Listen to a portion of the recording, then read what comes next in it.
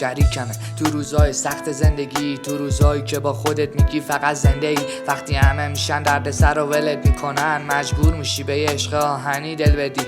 حالمو درک نکرد حتی مادرم، خدا رو فحش میدادم فکر میکردن کافرم، ولی نمیدونستن چی داره میگذره بهم، نمیدونستن قضاوت میکردن تو کارمم. هر کی رسید یه برداشتی کرد و رفت با یه سریاشون کارم کشیده شد به زد و بند. تو خیابونا میرفتم بدون ترس و لرز، چون عشق آهنین بود که دکمه جنگو زد. نداره ازم هیچ موقع انتظار خاصی، هر جا که بخوای میتونی بزنی کنار و وایسی.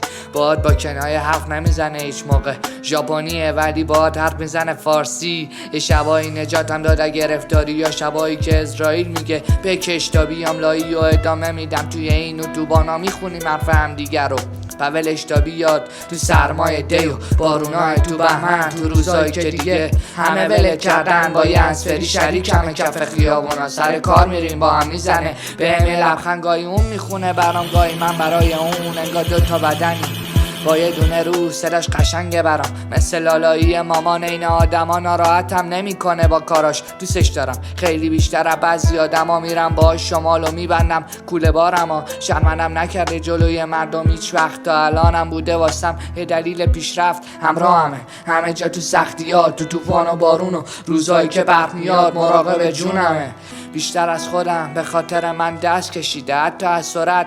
هنوزم دوستت دارم عرابه من، تموم نشده کارم باد عرابه مرگ. تو تنها دلیل این گمراهیامی، تاوان سخت همه خودخواهیامی.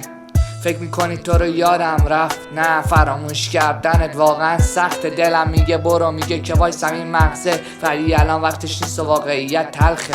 برام عزیزی به اندازه یه رفیق، تو غمام اومدی و کردی تنم یه سفید، نذاشی بلند شن غمام، کردیشون صدیق. همیشه میخندونیم حتی بیشتر از چتی، ولی خب مثل این که الان نمیشه، فعلا وقتش نیست و وقت فرار رسیده. بهتره دور بشیم از آدمای بی خودی، رو میبینیم اما ته سر مزار دیگه.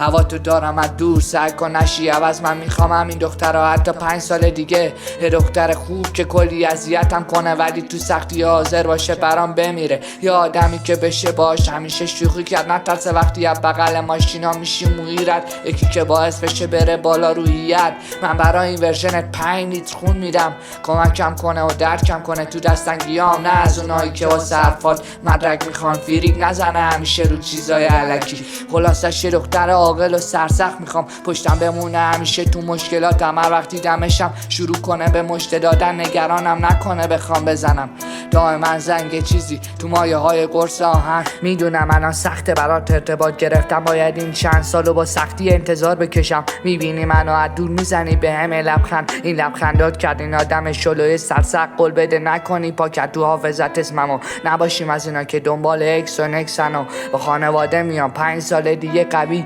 مطمئنم تا اون موقع همه چی شده ردیف.